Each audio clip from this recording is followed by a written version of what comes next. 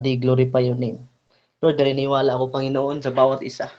Nakikita niyo po yung sitwasyon ng bawat isa. Nakikita mo yung puso ng bawat isa. Lord, maraming iba dito. Panginoon, maybe yung iba dito, O God, na nagpapakasakali na lang na mag-join sa Bible study dahil parang nadadry na, Panginoon. Pero naniniwala ako, Panginoon, through your word, no, yung apoy na umuusok na lang ay sa gabing ito ay magkakaroon ng bagong pag-asa at lumalagdab.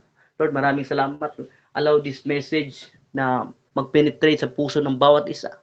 Lord, we believe that your message, not just information, but transformation na sa bawat puso namin, Panginoon.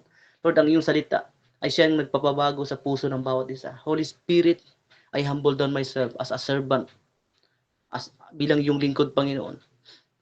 Patawarin niyo po kami, Panginoon, sa aming mga kasalanan, sa aming mga kakulangan. Lord, maraming salamat dahil nanatili kayong faithful. Nanatili yung faithfulness mo, Panginoon, sa buhay araw-araw namin. At maraming salamat sa bagong pag-asa. Lord, hinihingi ko po, Panginoon, with humbleness, yung anointing of preaching na may conviction, Panginoon. Allow your Holy Spirit na mag-reveal sa bawat isa, Panginoon. Nang lahat ay ma-empowered, ma-equip, at mabigyan ng pag-asa ang bawat isa. Lord, maraming salamat, Panginoon, sa kabutihan mo. Ito po'y dinalangin ko sa pangalan ni Jesus, ang aming tagapagligtas. Amen and amen. Welcome po sa ating Bible study. No, yung Bible study natin, announcement ko po, Monday, Tuesday, Wednesday, Thursday, hanggang do. Pagka Sunday, no, may ano tayo. Sabado lang yung natin, every 8:30 PM yan. Tsaka, kung hindi tayo nakakapasok sa Google Meet, no, may isa pang chance, no, pwede nating i-review. Halimbawa, nasa biyahe ka, no, pwede mo siyang i-review through our Facebook Live. Thank you, Jesus. No, gamitin natin yung platform natin ngayon. No, kung ginagamit to ni Satan, no, gamitin din natin to para maipaya ang demonyo na yan. Thank you, Jesus. No, in behalf, it is an honor and privilege in behalf of our Pastor Ron Jantion, no, binibigyan naman ako ng privilege na makapag-share, makapag-motivate, makapag-encourage bawat isa. No, I believe kailangan natin ng encouragement sa bawat isa. Maaring alam na natin yung mga deliverance, alam na natin yung mga malalalim na teaching. Pero hindi sapat yan para sabihin natin, equip na talaga tayo. No, minsan yung knowledge hindi sa sobrang dami hindi natin na-apply. Kaya nga sabi ni Jesus kay Nicodemus, tagapagturo ka pa naman ng kautusan, pero hindi mo to alam. So ibig sabihin, maaring alam na natin, may mga alam na tayo, pero kailangan pa din nating maging encourage, hindi pabagsak yung buhay, kundi pa-increase ng pa-increase. Lord, maraming salamat sa kabutihan mo. At ang topic na pag-uusapan natin ngayon, ito po. Ito po klaro bang screen ako? Klaro na? Kita naman siguro. Kita na lang. Ako sa lang tao kayo, nahinarap ako signal dire. Kita na. Ang topic na pag-uusapan natin ngayon, unbelievable spiritual battles. Every person must fight. Unbelievable, hindi mo paniniwalaan. May mga bagay na hindi mo pinangarap. Yung mga bagay na hindi mo in-expect na mangyayari sa buhay mo. May mga bagay na hindi mo talaga paniwalaan. Halimbawa, ganito, yung mga situation sa buhay, lalo na yung kamatayan, hindi mo siya kayang paniwalaan na yung kausap mo kanina, yung kabanding mo kanina, biglang namatay. At sasabihin mo, kausap ko pa yan kahapon. Huling araw na pala yun. Kadalasan, maalala mo yung moment, marirecall yung moment, yung last chat nyong dalawa, last message nyo, o last encounter nyong dalawa. So, doon mo siya maalala sa huling yung conversation. Kaya nga, unbelievable. May mga bagay na hindi mo paniniwalaan. At saka hindi mo siya maintindihan. Kaya nga sabi ng Panginoon, call to me and I will answer you. At ipapakita ko sa iyo yung mga bagay na hindi mo kayang explain. Sa sobrang hiwaga. At kasi yung mga imposible ay kaya palang maging posible. Through the power of the Holy Spirit. Unbelievable. Unbelievable. Sa kabila ng mga pagsubok na pinagdadaanan mo, sa kabila ng kakulangan mo, hindi ka makapaniwala No, andito ka pa ngayon, strong ka pa rin sa spiritual. Kahit marami na ding rason na pwede ka nang sumuko.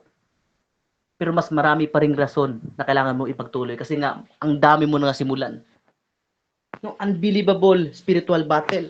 At ang battle na pag-uusapan natin sa spiritual. No, may kanya-kanya tayong battle, may battle sa physical, sa sakit. And I believe, naniniwala din ako, pag dumaranas ka ng spiritual, physical battle, no, may posibilidad na dadama yung emotional battle. No, yung physical battle, nagkakasakit ka. Pagkatapos mo magkasakit, ando na yung worries, ando na yung anxiety, no, pwede kang ma-depress. So dahil sa physical battle na yan, no, nagsasuffer ka sa sakit mo, o ilang taon na yung sakit na yan, pagkatapos nadadama yung emotion hanggang sa, no, at minsan hindi natin na-handle ng tama yung situation. Naakala natin yung situation natin para patayin tayo, kundi hindi natin alam, yun pala ang dahilan para lumago tayo sa spiritual. Kung handle lang natin ng maayos. Kasi and always remember, yung mga problema, pagsubok, no, inaalaw talaga ng Panginoon yan para patatagin tayo. Kaso minsan, hindi natin na-handle ng maayos dahil no, kulang tayo sa knowledge at kulang tayo ng encouragement sa tao. At kulang tayo sa panampalataya. No, maraming kulang sa atin. Kaya nga, kailangan natin lumago. Kasi kahit sabihin mong 3 million times 8,000 divided by 2 minus 687. Kung isusolve mo yan, talagang mahirap. Pero hindi ibig sabihin mahirap ay walang solusyon. No, mahirap yan, pero may solusyon. Kaya sabi, no, 99 problems, 100 problems, 1,000 problems. No, isa lang ang solusyon dyan, Jesus. No, ang pagtitiwala natin sa Panginoon. No, 100 problems, only one solution. Kahit sabi mong million problems, o kahit Goliath problems, no, malaking problema. No, isa lang ang solusyon dyan, Jesus. No, hindi mabubuo yung puzzle pag walang Jesus. No, kaya nga sabi nila, I can't smile without Jesus. Hindi ako magkakaroon ng peace, hindi ako magkakaroon ng joy kung wala ang Panginoon sa buhay ko. Pero yung minsan, yung iba, nasasanay na walang Jesus. Kaya nga sabi ko nung kaibigan ko, sabi ko, nung una, nung nawalan ka ng ngipin, no, halimbawa, na-aksidente siya, nahulog. Tapos yung ngipin niya parang nabali. So, ibig sabihin nakunan siya ng isang ngipin. So, nung una, pag nag-i-smile siya, hindi niya kaya. Parang tinatakpan niya pa, parang andun pa yung hiya. Pero tumagal na nawala siyang ngipin. Tumagal na mga 3 years na wala siyang ngipin. Ngayon, nagtaka ako, tumatawa na walang hiya.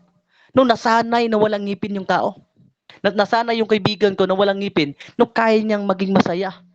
Pero deep inside, no, pag ginujoke siya ng kaibigan niya, alam mo, dito naman yung vampire, andito naman. No, although joke lang yun, no, tumatawa siya, ang akala mo wala lang, pero deep inside, nasasaktan. No, yung minsan kasi tayong mga tao, as a believers, no, minsan, nung una, hindi tayo sanay na wala ang Diyos. Lalo na pag believers na tayo. Habang tumatagal, nasasanay tayo na wala ng Diyos. Nung una, sanay na sanay tayo, pag hindi tayo nakapag-pray ng 1 oras, kada araw, no, feeling natin parang may kulang, hindi tayo komportable. Parang, iso ba? Para kang ngipin ba? Na natanggalan ka ng ngipin. Unang araw, hindi ka komportable. Parang kulang talaga. Parang nahihiya ako. No, andun yung magigilty ka. Pero, habang patagal ng patagal, hindi ka na nagpupustiso. No? Hanggang tumatagal, 3 years, no? Nasanay ka na walang pustiso. No, parang sa spiritual aspect natin, dahan-dahan tayo nasasanay. Na wala tayong pustiso, wala tayong prayer life. No? Kaya nga sabi ng iba, I can smile without pustiso. Pero minsan, yung iba, kaya na nilang mag-smile kahit walang pustiso. Kaya nilang mag-smile na lang kahit walang ngipin. Kasi nga, nasanay. No? Nangungusap sa puso ang Panginoon ngayon sa bawat isa. No, di mo pwedeng maging masaya na wala ang Diyos. Huwag nating abutin sa punto, na wag nating aabutin sa punto na magiging komportable ka na lang kahit wala kang pustiso. No, wag mong hayaan na magiging komportable ka lang na wala ka ng Diyos sa buhay. Parang pag nawalan ka ng Diyos, pili mo talaga kulang talaga. Iba talaga yung sitwasyon na walang Diyos. Kaya nga nagkaroon tayo ng spiritual battle. At yung battle na to, at alam naman natin sa Bible, no, ang sinasabi ng Bible, ang namatay, no, hindi sinabi doon ang nasugatan. Sa Bible, pag sinabi nating battle, may masusugatan. No? Kung nasugatan ka ngayon, hindi ibig sabihin nasugatan ka, talo ka na. Maybe nasugatan ka rin kasi nga, sign yan na dumaan ka sa battle. Kasi pag nakakita ka ng pulis, o alam mo, sundalo, gera, tapos kita mong sundalo, tapos ng survival, no? Na-survive sila sa gera. Tapos nakita mo yung tao na yun, wala man ng sugat, no? O yung ano, parang sabi ko, dumaan ka ba talaga sa gera? Parang wala ka mang pasa. Parang wala ka mang ano, parang tumaba ka pa naman. Parang wala ka mang ano, wala ka mang, parang hindi ka man dumaan sa gera. No, nasugatan ka lang, pero hindi ka namatay. No, yung kamatayan na sinasabi dito, yung hindi ka na nakabangon, no, sa paglingkod sa Panginoon. No, pag sinabi spiritual battle, duguan. Pero ang kagandahan lang, hindi ka pinabayaan ng Diyos. No? Kuan ka, you are bent but you are destroyed. No, goma kasi tayo as a Christian. As a followers, goma tayo. No, kahit bali-baliin tayo, no? Flexible tayo, hindi tayo basta-basta mabibreak, hindi tayo basta-basta mabali. No, napakahalaga as a believer.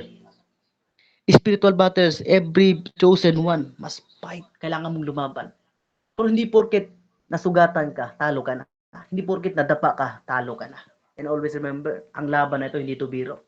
Kung iisipin mo na lang yung totoong battle, gira yan. May mapuputol yung paa. May mapuputol yung kamay. May 50-50. Buti na lang yung iba na-revive pa. May iba na tamaan sa likod. Kaya nga, kailangan natin suotin lagi yung spiritual helmet, breastplate of righteousness. Kasi nga, yun ang isa sa magpuprotekta. Kung titirahin man tayo ng bala, hindi tayo basta-basta, no, madudurog. Naalala ko dito, yung ano, yung gira dito sa bungga, may natamaan sa tiyan. Pero, naputol na yung mga intestine niya, buhay pa rin siya. Pero kung sa puso ka natamaan, no, pwede kang ma-destroy, pwede ka talaga ikamatay. Kapag sa ulo ka natamaan, pwede kang mamatay. Kaya nga napakalaga as a believer, kailangan natin isuot talaga yung breastplate of righteousness. No, minsan yung emotion natin, yan ang dahilan. Akala ka na yung great enemy, yung demonyo, yung witchcraft, hindi pala. Minsan yung maling emotion. No, through our wrong emotion, diyan tayo na-destroy.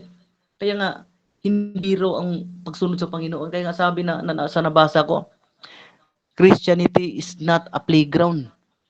It is a battleground. Pag sinabi nating battle, sabi ko kanina, duguan talaga. Pero kung masugatan ka ngayon sa journey mo, okay lang yan. Masay nga yan. Nga ha, dumaan ka ng battle. And always remember, bago ka makakaranas ng victory, kailangan mo na muna ng battle. No? Victory is the result of the battle. Kasi kung wala kang battle ngayon, so ibig sabihin, wala kang victory. Gustong-gusto natin ng victory. Gustong-gusto natin ng award. Gustong-gusto natin ng reward, pero ayaw natin magtrabaho. Gustong-gusto natin mang muscle, pero ayaw natin masaktan. No, gustong-gusto natin mahulma yung katawan natin, pero ayaw natin gumising ng maaga para mag-jogging. No, gustong-gusto natin lumaki yung sweldo natin, pero hindi maayos yung pagtatrabaho natin. No, gusto nating ma-promote sa trabaho, pero hindi tayo naging mabuting employee. Lagi tayong late. So, ibig sabihin, gusto natin ng breakthrough, gusto natin ng promotion. So, ibig sabihin, kailangan may labanan ka. Kailangan may pagsisikap, kailangan may i-endure ka. Kailangan may, no, may mapait ka munang pagdadaanan bago mo makuha yung promise ng Panginoon. Kung familiar kayo sa context, basahin ko na lang po. Sa story ni Ruth, sabi dito, in these days, then the judges ruled, there was a famine in the land. So a man from Bethlehem in Judah, together with his wife, ito na yung time na umalis sila. On this day, there was a famine in the land. No, nagkaroon ng tagutom sa Israel.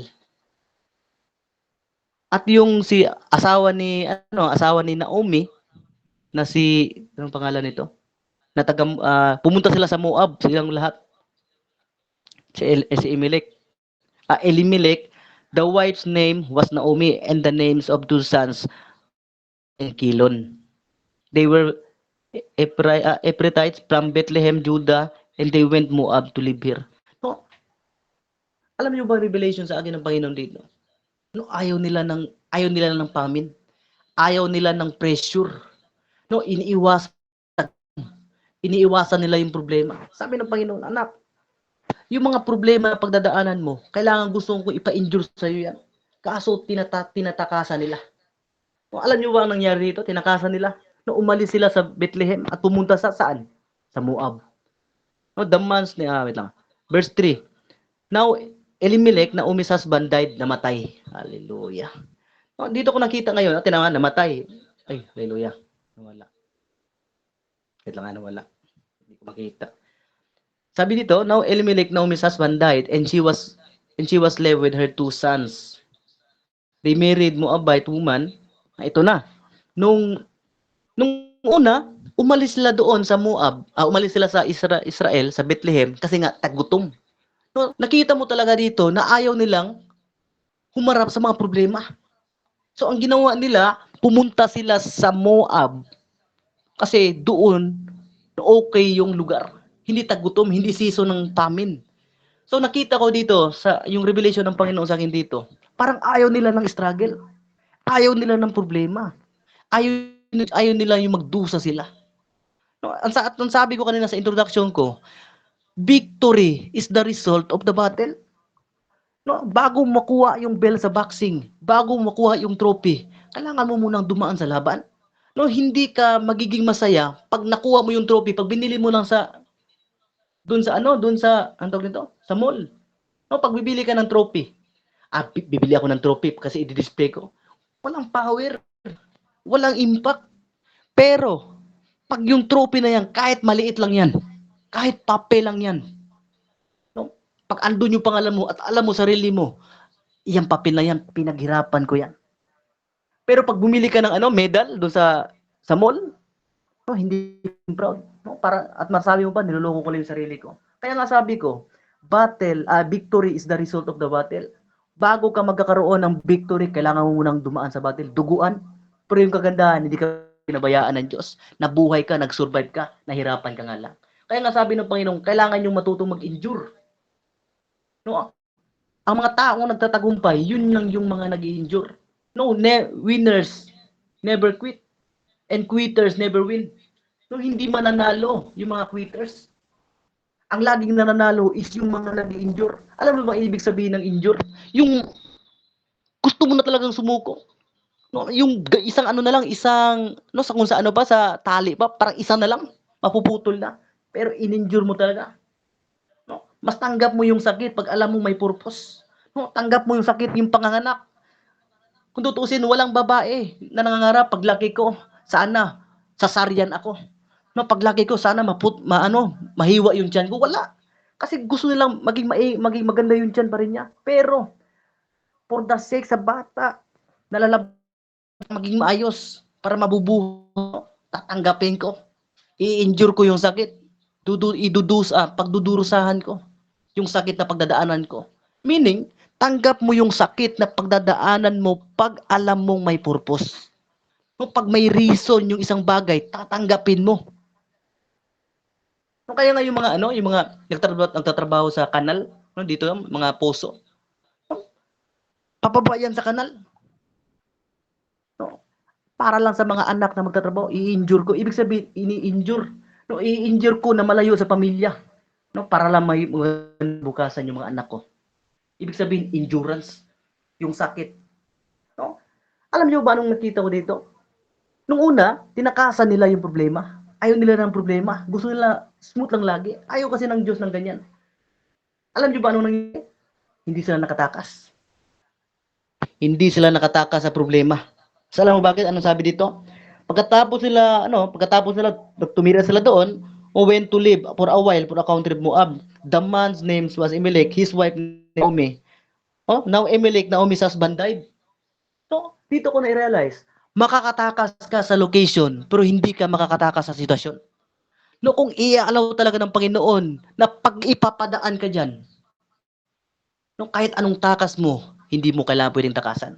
No, ituloy natutunan ko dito, makakatakas ka sa location saan, pero hindi ka makakatakas sa sitwasyon. No, gusto kang ipadaan ng Panginoon sa endurance para magka-muscle ka. Pero minsan, Lord, ayaw ko ng problema. Parang sinasabi mo ba, atleta ka, pero ayaw mong dumaan sa training. Paano ka ngayon makakalaban sa 12-rounder na kalaban kung wala kang training? At sasabihin mo sa coach, tanggalin mo na lang yung training sa buhay ko. Ayaw ko ng ganito. Kasi yung training sa buhay ko, parang nakakapagod. Anong sasabihin ng coach? Hindi pwedeng walain yung training. Hindi pwedeng walain yung endurance sa pagiging atleta. Kasi sa pamagitan niyan, yan ang nagbibigay sa'yo ng may benefits yan. Yan ang nakapagbibigay sa'yo na mag-increase yung immune system mo. Tumaas yung resistensya mo. Kaya nga, pag lumabang ka na kulang ka sa resistensya, talo ka talaga sa laban. Kaya gustong ipadaan ng Panginoon yung pamilya nila Omi at si Emerick. Kaso lang, tinakasan nila yung sitwasyon. Gusto nila maging relax. So, anong nangyari? Namatay. Pagkatapos, 10 years after, namatay din yung anak. Hallelujah. Namatay din yung anak niya. So, ibig sabihin, nakatakas sila. Pero, pinadaan pa rin sila ng Panginoon sa ganong sitwasyon. Sabi ng Panginoon, ayaw nyo ng hirap. Ayaw nyo ng pamin. Gusto nyo talaga ng relax. No, kahit sabihin, kahit gusto nyo yan, ayaw ko yan. Dahil nasa puder kita, mas pipiliin kong dumaan ka sa ganyan para matuto ka. No, nakalimutan kasi natin yung word na pagdadaanan. Hindi naman sinabi ng Panginoon na tambayan. Sabi mo ganito, Pastora Hilda, dito ka mag-i-stay. Sabi ng Panginoon, pagdaanan mo lang yan. No, ang purpose, kaya mo siya pagdadaanan para makita mo ngayon yung sitwasyon, pag ilagay ka ngayon ng Panginoon sa victory. Kaya nga, kailangan mo muna ng battle bago makuha yung trophy. Kailangan mo muna mag-basketball na ilang games para makuha yung trophy. Kasi kung kukunin mo agad yung trophy, walang story yung trophy na yan. Kaya nga gusto nung talaga ng Panginoon, no? Ayaw man ng Panginoon nagpagdaan ganyan, pero sabi ng Panginoon, gusto kong maging gusto kong magkaroon ka ng gratitude. Gusto kong maging grateful ka makuha yung trophy. At yung trophy na yan, no, pwedeng ilagay sa museum yan kasi memorable. Hindi basta-basta na pinagdaanan yan. Kasi kung gusto mo lang bumili agad sa mall, kahit gaano pa yung kalaki, walang value yan. Pero yung trophy na yan, magiging valuable yan pag grabe yung pinagdaanan yan. Ano nangyari? Now, Emerick Naomi's husband died. So, hindi siya nakatakas ngayon sa gustong iparanas ng Diyos. And always remember, pag dumaranas ka ng problema, pagsubok, no, hindi para patayin ka, kundi patatagin ka. No, para kang espada, tubo, no, pinukpok ng pinukpok, ilagay sa apoy, pinukpok ka ng 2 tao. No, pero hindi ibig sabihin pinukpok ka, hindi ibig sabihin pinukpok ka para sirain ka. No, pinukpok ka lang para para hulma ka at para maging useful, maging force, no, magkaroon ng purpose. Kasi pag tubo ang ipapalo mo sa kahoy, hindi mapuputol. Pero pag ang gagamitin mo sa kahoy, espada o itak, mapuputol yan. Kasi nga, nahulma. Bago nahulma, dumaan sa pagpukpok. Thank you, Jesus. Kaya napakalaga sa isang tao. So, huwag natin takasin yung problema. Sabi ng Panginoon, hindi ko kayo binigyan ng espiritu ng kaduwagan. No, takot. Takot silang humarap sa mga problema. Huwag kang takot humarap sa problema. Takot ka pag wala kang Diyos sa panahong may problema ka. Kasi sa panahong may problema ka, no, ang nakamaganda sa pag may Diyos ka, no, kaya mo siyang i-endure kasi nga may anesthesia. Andun yung banal na espiritu na kung saan, no, kahit tanggalan ka ng ngipin, hindi ka basa-basa masasaktan. Kasi nga, andun yung anesthesia. Pagkatapos, dandahan ng sasakit yung ngipin mo. No, kaya sabihin mo, imagine nyo ngayon, pag magpabunot ako ng ngipin ngayon, walang anesthesia. Do you think, papayag ka pa sa susunod? Tatanggal lang kita ng ngipin na walang anesthesia? Hindi na, kasi masakit. Pero dahil kasama mo ang Diyos, dahil may anesthesia ka, no, kaya mong subukan ulit. Kasi nga, kasama mo ang Diyos. Pero pag wala kang anesthesia, kaya mo pa? O, putulan mo yung paa ko. Sige, putulan kita ng daliri. Sige. Next, putulan kita ulit. Ayoko. Bakit? Masakit. Pero kung may anesthesia, kasi okay lang, may anesthesia naman. Kakayanin ko yan kasi nga may anesthesia. Kakayanin mong humarap, no, mai-injure mo yan dahil no, andyan yung banal na espiritu sa buhay mo. Siya yung nagpapalakas sa iyo. Siya yung nagbibigay ng strength, siya yung nagbibigay ng no, lakas para i-injure mo yung mga bagay na yan. No, masasaktan ka pagkatapos, pero no, natapos mo. Kaya nga ng mga ano, yung mga operado na nanay, yung mga cesarean, no, nung una, nung hiniwa sila, hindi sila nasaktan kasi nga may anesthesia. Pero nung pagkailang oras na, nawala na yung anesthesia, doon na yung endurance. No, so ibig sabihin, yung sakit na pinagdadaanan mo ngayon, no? Ano lang yan? Late effect na yan. Kasi nga, yung hirap na sana na pagdadanasin natin, yung hirap sana na dadanasin natin, mas masakit pa kung hindi una tinapos si Jesus sa cross. Pero dahil sa ginawa ni Jesus sa cross, no? Yung sakit na pinagdadaanan mo ngayon, slight na lang yan. Para bang nilagyan ka ng anesthesia, no? Hiniwaan ka. Sana yung paghiwa walang anesthesia sana. Masakit sana 'yon. Pero dahil may anesthesia, no, na-injure mo. Ganun kalaga pag may Diyos ka. Kaya sabi dito sa unang stanza ko, matatakasan mo yung location, pero hindi ka makakatakas sa sitwasyon. Kung no, kung will talaga ng Panginoon, iparana sa iyo 'yan. No, si Jesus pinarana sa kanya yung sakit. No, pag will niya iparana sa iyo 'yan, iparana sa kahit anong takas mo, kailangan mo madanasan 'yan. Thank you, Jesus. Kaya sabi dito, nang malaman nang nabalitaan ni Naomi, sabi nang nabalitaan ni Naomi na pinagpala ng Panginoon ang bayan niya sa pamamagitan ng pagbibigay sa kanya ng mabuting ani. Naghanda siya at ang mga manugang niya para bumalik na sa Juda. Nung nag-iyakan to sila. Itong time na to, si Naomi, namatayan pa ng asawa, namatayan pa ng anak. Grabe yung sakit. No? Yung mga bagay na meron siya, no? Sabi ng Panginoon, umalis sila sa Israel. Ang dami nilang pera. No?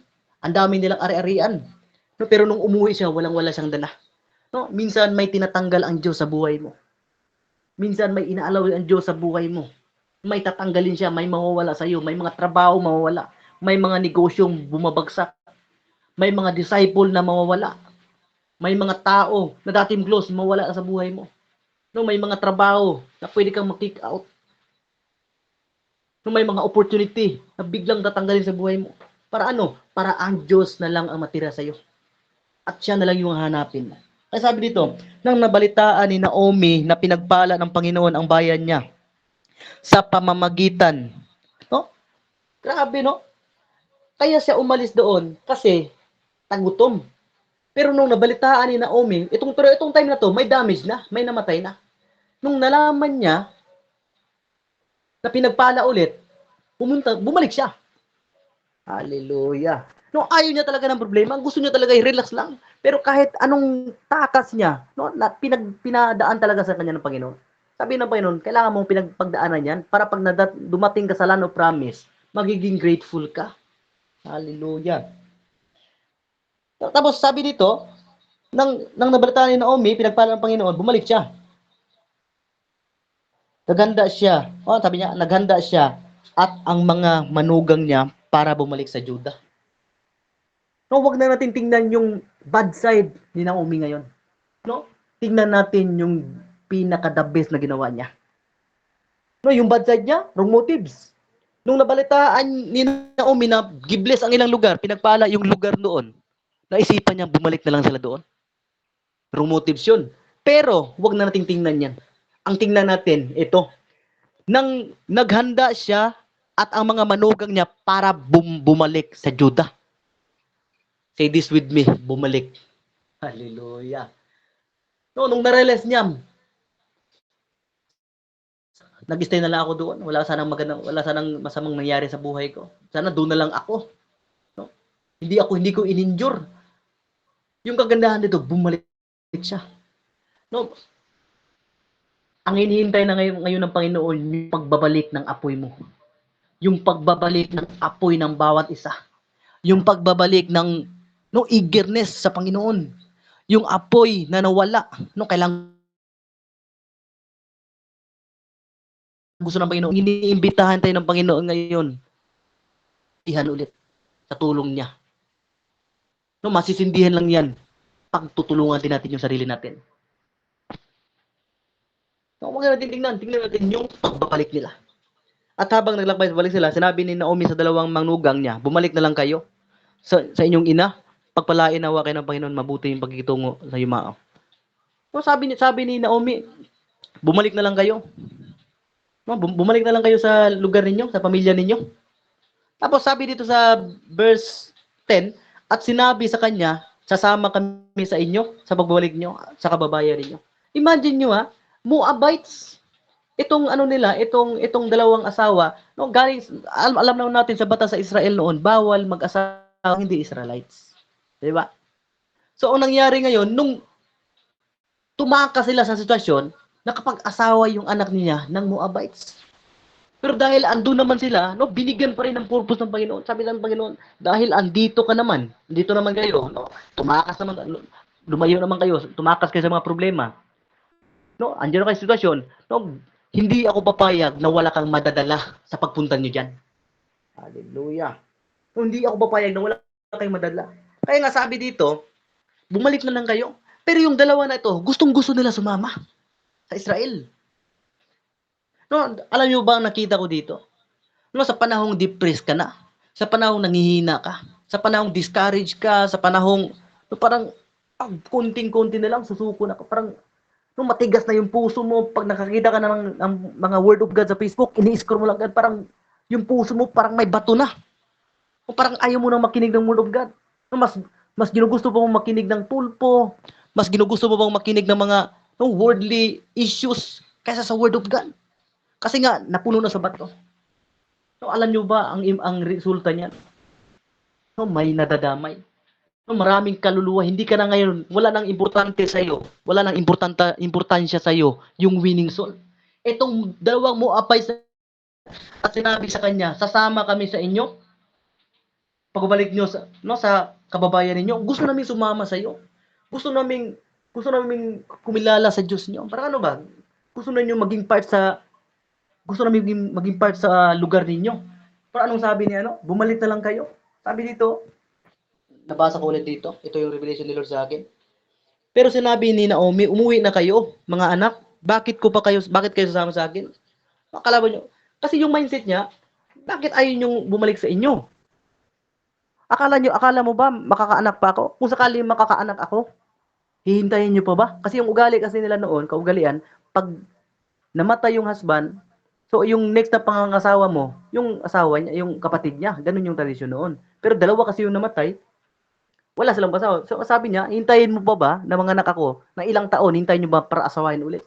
Hindi na pwede. Ganun na yung mindset niya. Instead na yung mindset ni Naomi, nung babae, dapat yung mindset niya, ganito na lang, sige, sumama kayo sa akin. Dapat yung mindset nila, winning soul sana. Pwede itong dalawang Moabites, pwede magiging para kumilala sa Diyos ng Israel. Dito ko nakita, pag ang tao pala, nadidepress, nakapokus sa problema, nakapokus sa mga maling sitwasyon, na-out of focus, na-out of context na. Instead na yung vision sa winning soul, ang vision ngayon, umuwi na kayo. Wala nang pakialam sa winning soul. Hallelujah. So, ibig sabihin, nadadamay yung Great Commission. Pero sabi ng babae dito, sabi dito sa pink na hinighlight ko, sasama kami sa inyo. Gusto kong maging kaparte ninyo. Gusto kong maging mapunta sa kagaya ninyo na sumasamba sa Israel, Diyos ng Israel. Pero sabi ni yung puso kasi ang puso kasi ni Naomi, durog na durog. Wala na sa heart. Pag ang tao pala broken, nawawala sa vision, nawawala sa Great Commission. Kasi yung mindset niya, magiging pabigat kayo sa akin. Durog ako, mas magiging pabigat pa kayo. Sabi niya, umuwi na kayo. Kaya sabi dito, hintayin niyo pa ba na malapit lang Ang totoo, mas malapit. Sinabi, ang totoo, parang sinisi niya ba yung tao?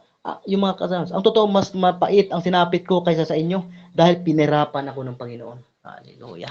Dito ko makikita ngayon, pag ang tao pala, depressed na as a believer, tapos na out of focus na, nakapokus na sa problema, sa mga pagsulay, nasisisi ang Panginoon. Ang hindi niya alam, Kaya yun nangyari. It might possible dahil yun sa consequence na ayaw niyang harapin yung mga problema. No, yung pamin, tinalikuran niya. So, ang nangyari ngayon, nang dahil sa sitwasyon, no, sinisi niya pa ang Diyos. Minsan kasi akala natin, problema, pinahirapan ako ng Diyos. Minsan akala natin, yun. Ang hindi natin alam, consequence yun ng disobedience natin. Tama ba? No, pero kahit tinakasan niya yung sitwasyon, no, nakatakas siya sa location, pero hindi siya nakatakas sa sitwasyon. Pinaranas pa rin ng Panginoon kasi gusto ng Panginoon, no, maging maayos sila. Tapos sabi dito, malapit na ako. At umiyak na naman sila ng malakas. Pagkatapos hinalikan ni Orpa ang biyena niya at umuwi. Tapos pero si Ruth naman ay nagpaiwang kasama ni Naomi. Sinabi ni Naomi, bumalik na ang bilas mo sa mga kababayan nila anya at sa kanyang Diyos, kaya sumama na rin sa kanya. Kaya sumama ka na rin sa kanya. Noon, pagkatapos nila mag-iyakan, no, sige, punta na kayo. Dito mo talaga makikita pag yung tao willing talaga. May taong willing, halimbawa, yung kaibigan ko, sabi pa niya, ako bro, naging worship leader lang ako kasi pastor yung tatay ko. Pero yung pagiging serious talaga, wala pa talaga yung winning soul sa akin. So minsan, nagsiserve tayo sa ministry dahil pwede pastor na yung tatay natin, parang, no, kailangan na lang din sundin, parang gano'n na yung mindset naging. So, itong situation na ito, itong si Orpa, no, sabi niya, no, wala naman ako mapuntahan, sabay na lang ako doon. Pero, no, tinala siya. Sabi ni Naomi, umuwi na kayo, pero nakita mo talaga ang taong willing. No, kahit tinaboy na, kahit nireject na, no, kahit ininsulto na, umuwi na kayo. Mas grabe yung pinagdaanan ko, umuwi na kayo, wag na kayo. Umuwi na kayo sa bahay ninyo. Pero hindi sumama si Ruth. Hallelujah. Sinabi ni Naomi, bumalik na ang bilas mo. No? Pag ang tao pala, pag ang isang believer pala, na out of focus na, no, nakapokus na sa problema, no, wala na sa kanya yung Great Commission. No, nawala yung compassion to the lost. Alam niyo ba anong sabi niya dito sa brown na highlight, sabi dito, bumalik na ang bilas mo sa kababayan niya at sa kanyang Diyos. Oh, small letter, Diyos. Kaya sumama ka na rin sa kanya. Parang sabi niya, hinayaan na lang yung tao na mapahamak. Oh, pumunta sila sa Diyos nila, Diyos-Diyosan nila. Doon sila sumasamba sa Diyos-Diyosan nila. Di bali na sila doon. Sumama ka na rin doon. Parang nawala talaga yung winning soul. Heart of winning soul. No, pag ano ka pala, dapat sana ganito, yung kung tama yung puso niya, dahil, no, mga kayo, pwede bang sumama ka na lang sa amin? Hallelujah. Pero nawala. Kaya sabi dito, pero sinabi ni Naomi, umuwi na kayo mga anak, bakit pa kayo sasama sa akin? Mali pala. Hallelujah.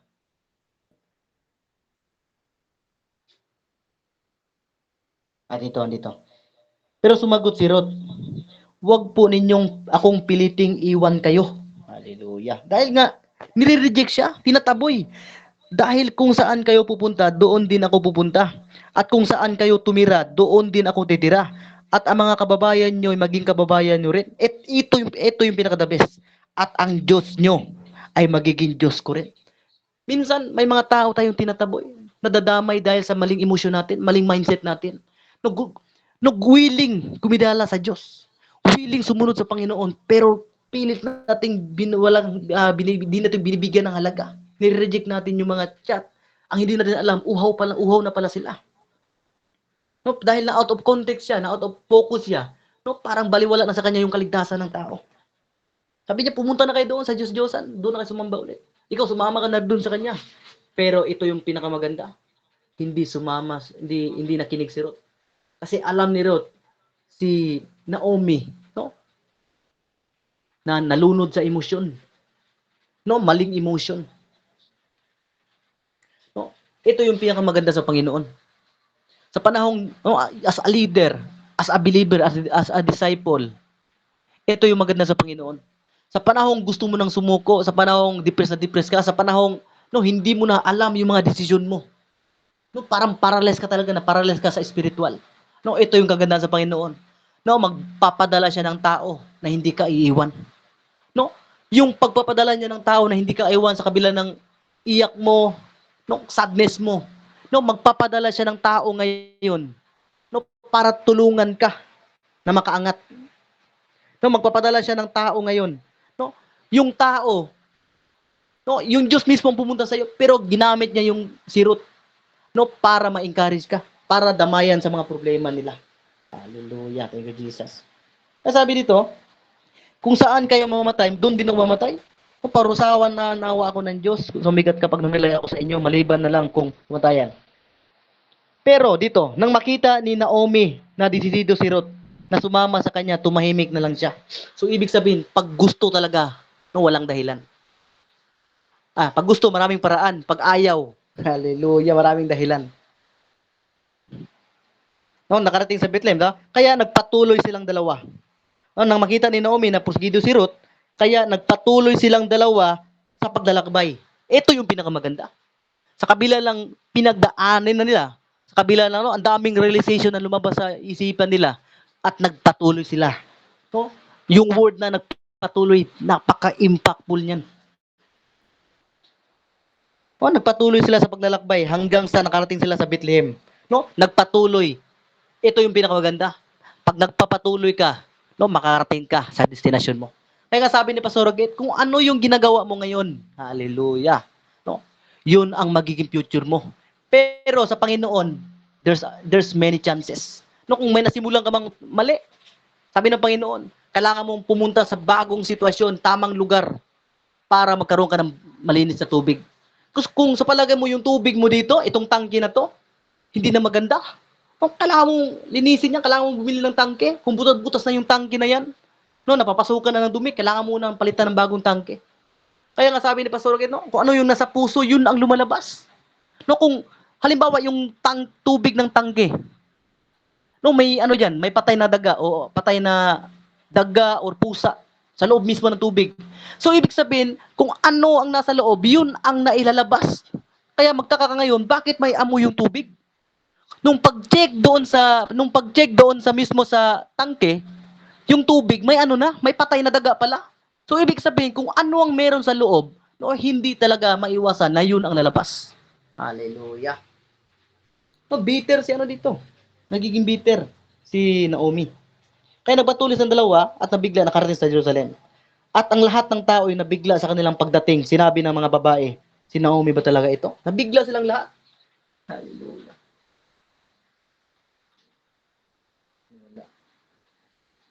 At nung dumating na sila doon, sabi ni Naomi, huwag niyo akong tingnan, huwag niyo akong tawagin Naomi. Tawagin niyo akong Mara. Bitter. Dahil pinarusahan ako ng Diyos. Pinahirapan ako ng Diyos. Nung akala kasi natin, no, pag mali na yung nasa loob, mali na din yung nabibigkas. Mali na yung naiisip. Mali na yung nasa puso. No, pag nasa maling desisyon ka, ang lagi nating nasisisi ang Diyos.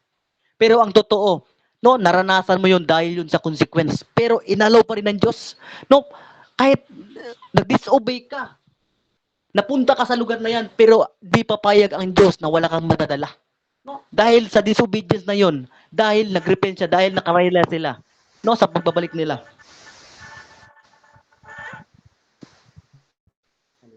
May nadala siya. No, katulad ni Job, ni Jonas. Tingnan niyo si Jonas, tinakasan niya yung utos ng Diyos. Tapos ano nangyari? Sumakay siya sa barko, nadamay. At yung kagandahan doon, sa panahong nadamay sila, at yung mga kapitan sa barko, no, sumamba yun sa Diyos. Nagrepent. Sabi nila, simula sa araw na to, nung nalaman nila si Jonas yung may kasalanan, sabi nila, simula sa araw na to, araw-araw kaming maghandog sa Panginoon. So ibig sabihin, yung mga unbeliever na ano na yun, yung mga tao na yun, pwedeng believer yun, pero ano ba, nanghina, nawala. Tapos nagkataon, no? Tapos nung time na yun, wait lang, naman nag-echo.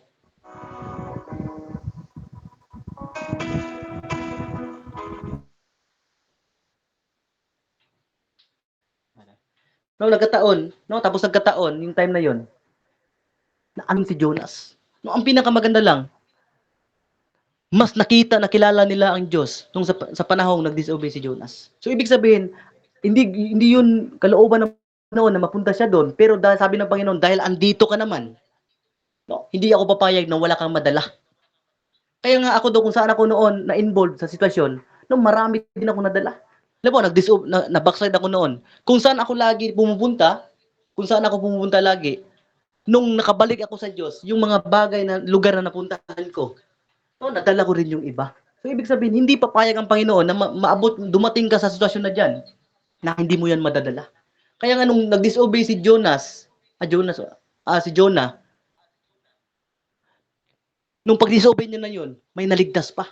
At sa pagbabalik niya, mas powerful yung pagbabalik niya sa Ninibe. Kung saan siya tumakas, doon din siya dinala ng Diyos. Kagaya sa nangyari kay Naomi.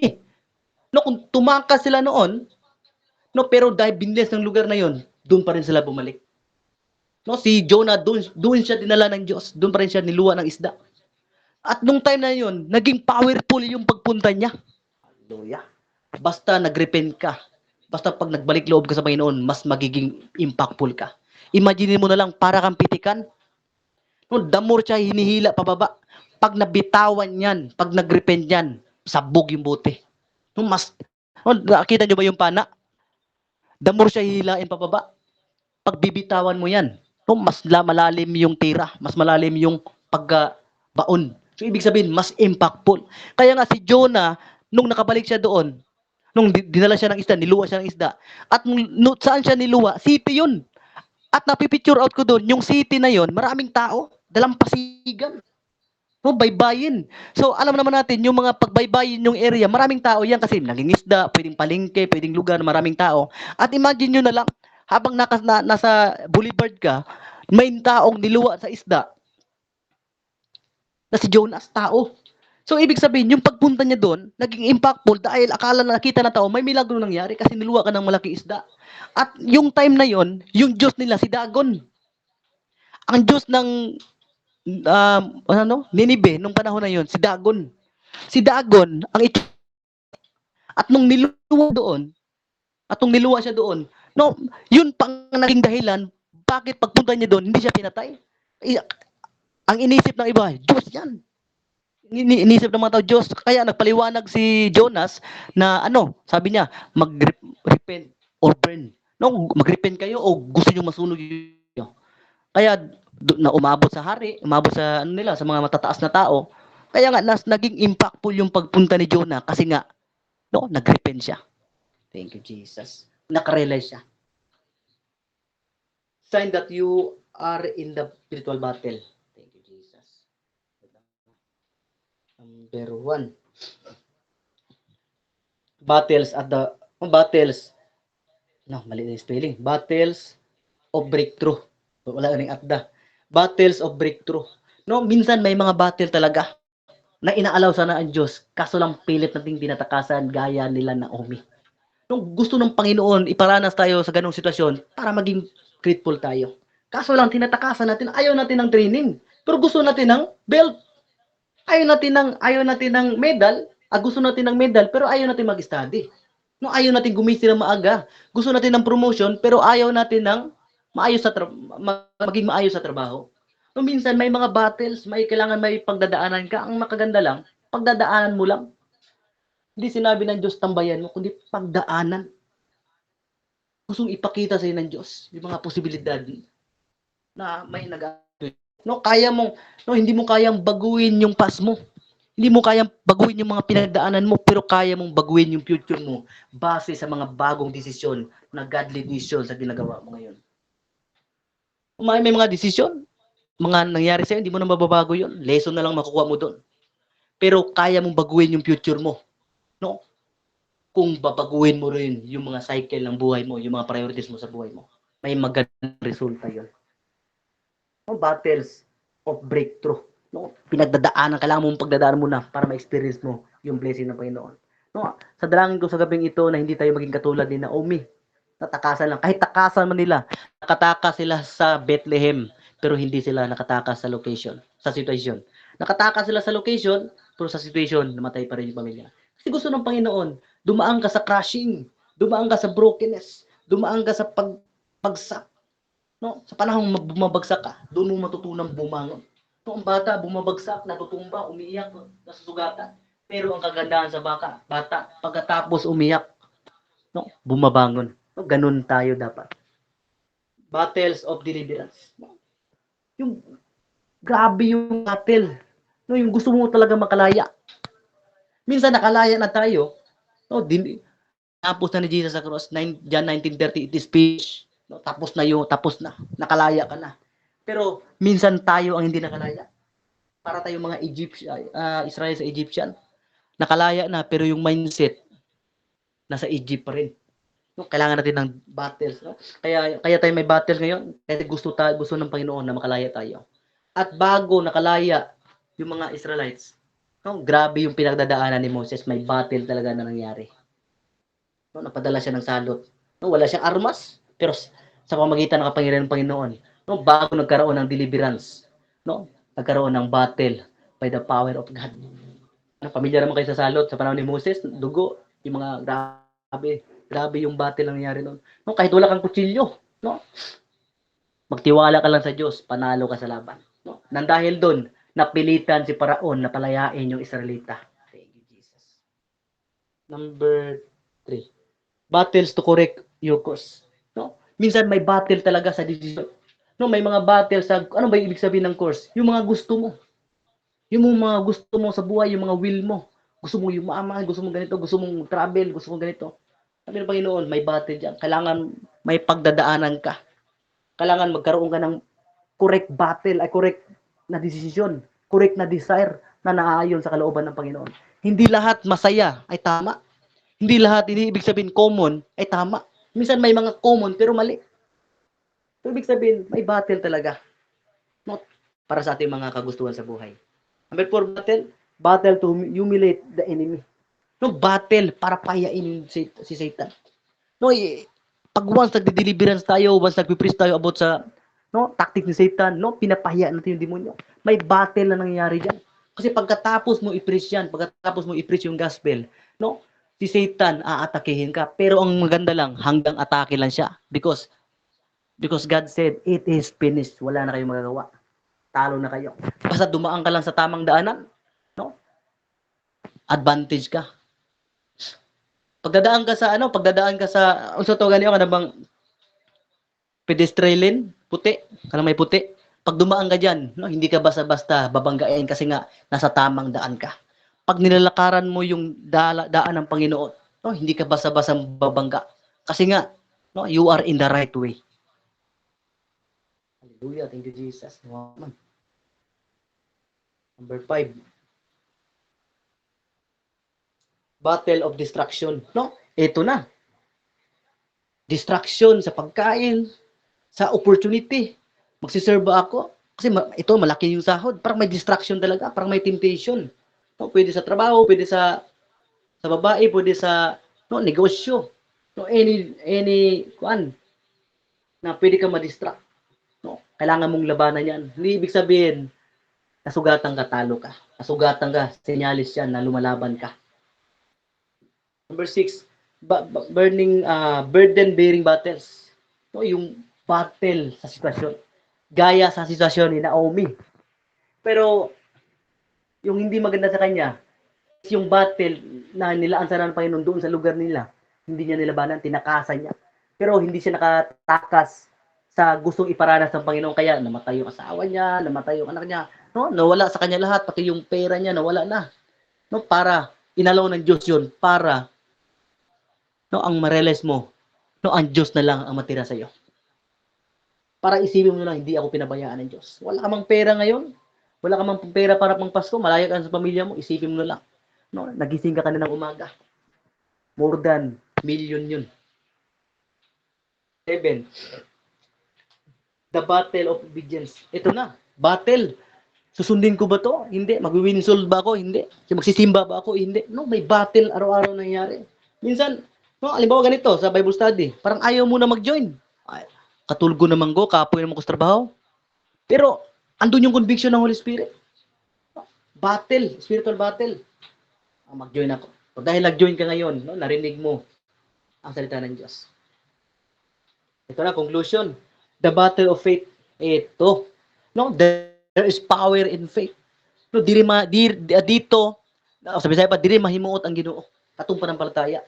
Kung maalala niyo yung 12 years na dinudugo, dito, no, na-impress ang Panginoon. Na-impress ang Panginoon sa pananampalataya ng babae. Grabe.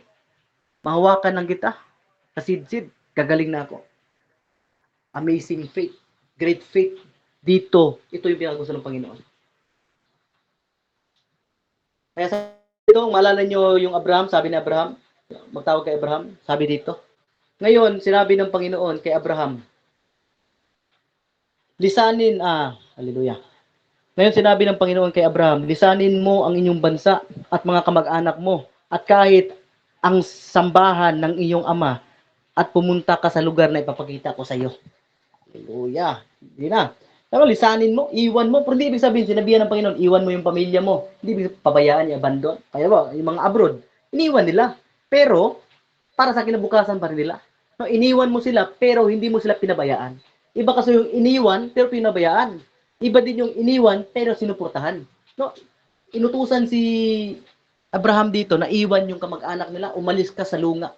Umalis ka sa kumpulsyon. May ipapakita ako sa iyong kakaiba. No?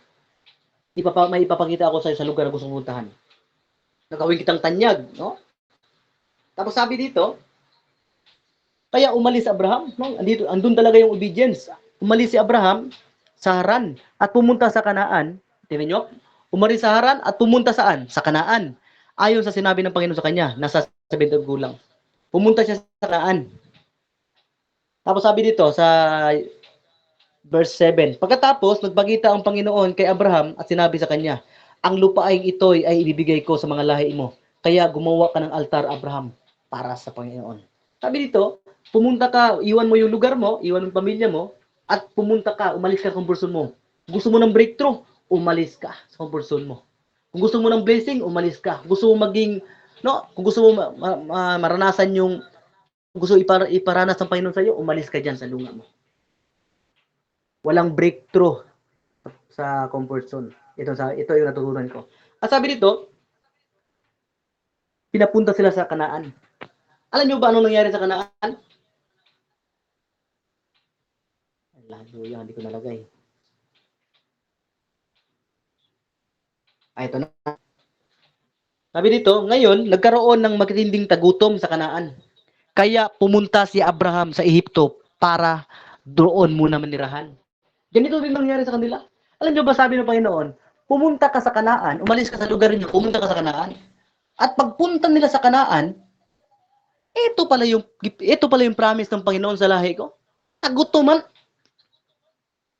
Hallelujah. Dito mo makikita. Pag ang sikmura talaga, magugutom. Minsan, autofocus. Si Naomi at yung pamilya niya, si Elimelech, no, dahil sa tagutom, umalis. Tapos ngayon, si Abraham, nilagay sila ng Panginoon dito sa Kanaan kasi ito yung promise ng Panginoon. Nung nakita nila doon, walang pagkain, tagutom, no, tag-init, walang tubig, umalis tayo dito. Patay tayo dito. Sabi dito, ngayon nagkaroon ng matinding tagutom sa Kanaan. Kaya pumunta si Abraham sa Ehipto. Hallelujah.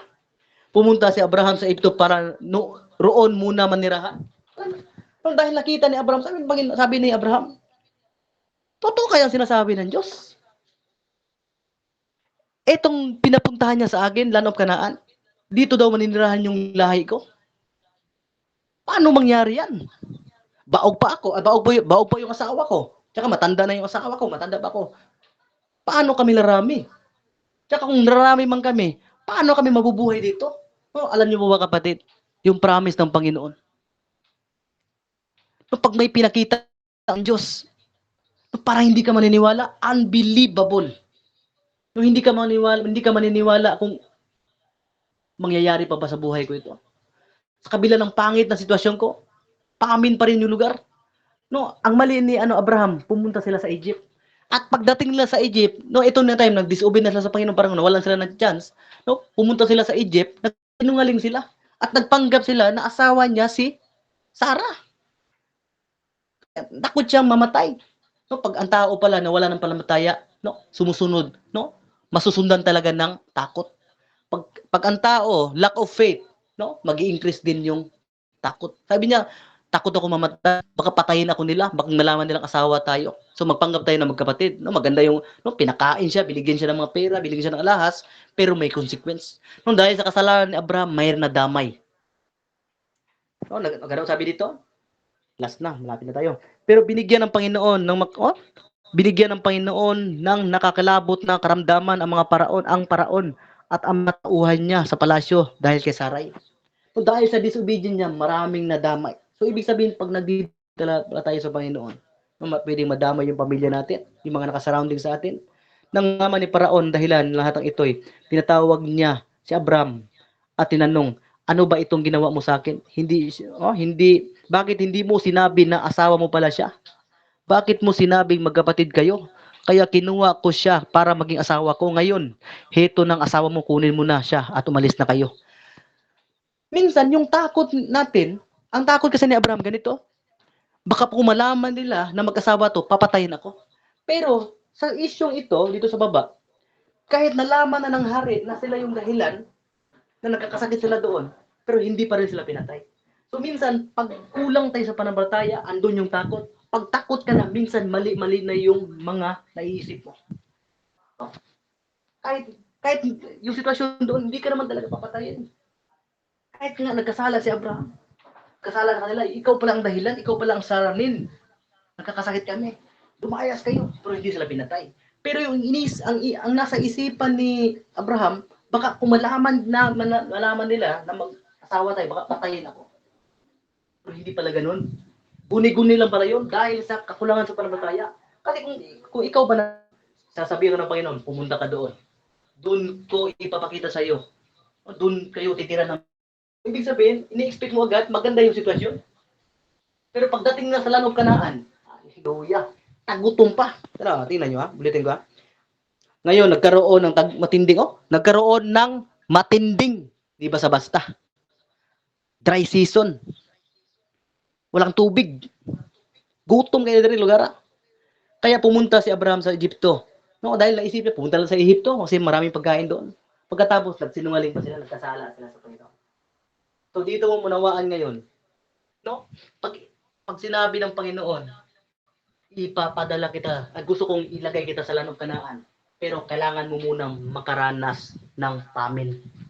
Sometimes, famine happen in our lives. Sometimes, ang tagutom, ang problema, ang mga pagsulay, ang mga depression, no, kailangan mo nang maranasan. Brokenness, kailangan mo nang maranasan yan. Rejection, kailangan mo maranasan yan. Para ano? Para pag nalagay ka sa Land of Canaan. No, Land of Canaan na to. Pero ang pinupoint ng Panginoon dito, bago naging Land of Canaan, bago naging Land of Promise, no? Galing yan sa matinding gutom. Nung pagpunta ni Abraham, no, walang-wala. Pero sa panahon ni Joshua, no, naging Land of Promise, punong-puno, no? Milk and honey, no, malalaking prutas, sagana sa lahat. No, ang dating Kanaan na walang-wala, pero ngayon, ipinumot ng Panginoon at ginawang promise land. So, ibig sabihin, bago magkaranas ng breakthrough, dumaan muna sa shakening. Dumaan muna sa pagtagtuyot. Pero hindi ibig sabihin dumaranas ka ng tagtuyot sa buhay, problema, kasakitan, insulto, no? Lubog ka sa utang, makukulong na, konti na lang. Pero but God is great, no? Pinoprovide niya pa rin yung mga babayarin mo. Dahan-dahan mong nababayaran. So dito mo namaan, bago siya naging Land of Promise, no? Dumaan muna to sa famine. Ang nasa isipan kasi natin, pag Land of Canaan, sagana talaga yung lugar na yan. Pero ang nakalimutan natin, bago yan naging Land of Promise, dumaan yan sa tagtuyot, matinding tagtuyot. Bago yan, no, nagkaroon ng breakthrough, dumanas muna ng, kaya nga, there is anointing. No? Pag may crashing, thank you, Jesus. Tapos sabi dito rin, una nagtayo ng altar. Umalis sila, una sa Egypt sila. Pumunta sila sa Kanaan. Tapos lumipas sila ng Egypt kasi tagutom. Nagkasala sila doon, nag-disobey. Pero ang balik nila sa Kanaan pa rin. Remember the story? Si Naomi, umalis sila sa Bethlehem, kung saan sila nilagay ng Panginoon, no? Doon pa rin sila pinabalik. Si Jonas, Kung saan siya pinapunta ng Panginoon, saan yung assignment niya, pinabalik pa rin siya. Kung saan ang dating tinatakasan niya, doon pa rin siya pinabalik. No? Kahit anong takas mo, hindi ka na makakatakas sa Panginoon. Lalo na pag tinubos ka na niya. Thank you, Jesus. Lalo pag tinanggap mo na siya. O, dalangin ko sa gabi ito. Heavenly Father, in the name of Jesus, Lord, I glorify your name. Lord, maraming salamat na hindi pala kami Panginoon. Na hindi namin gayahin ang ugali ni Naomi na takot sa mga pagsubok, takot sa mga takot sa mga problema.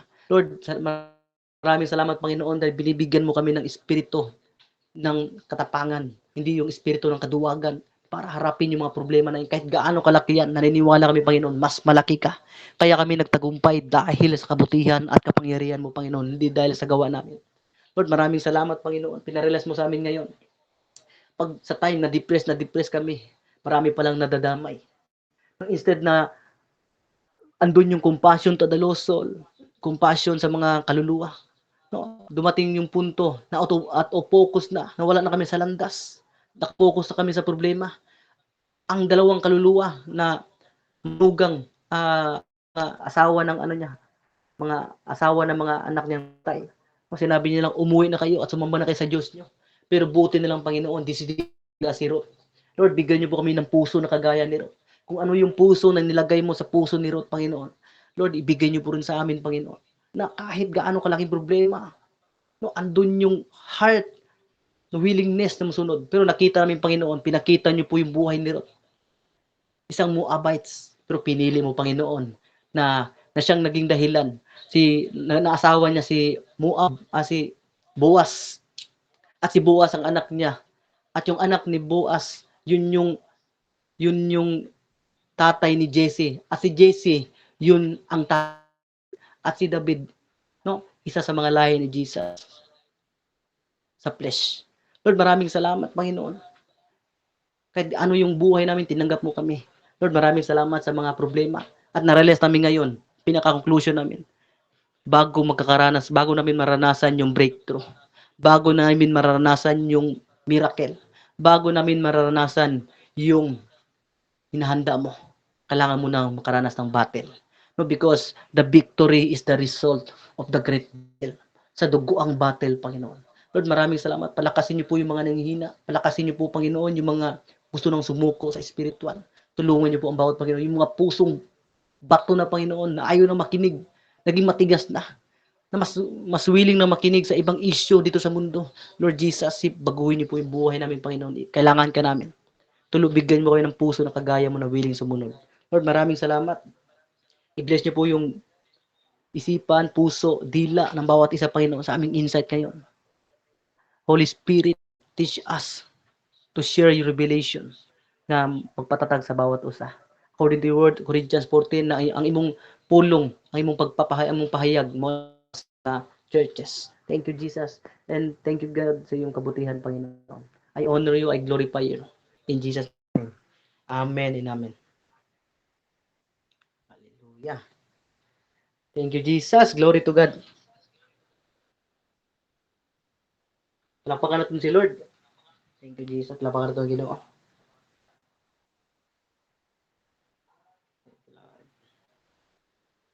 Okay, mag-insight yun. Sa mga willing mag-insight, stay lang po. Sa mga hindi po maka-insight, kung hindi nyo pa po kaya mag-insight, sabihin na lang po na next time or ano. Sige, sige. Sige, tawakin ko muna. Sino pwede mauna? Si Pastor Jan, pwede? Pastor Jan? Hallelujah.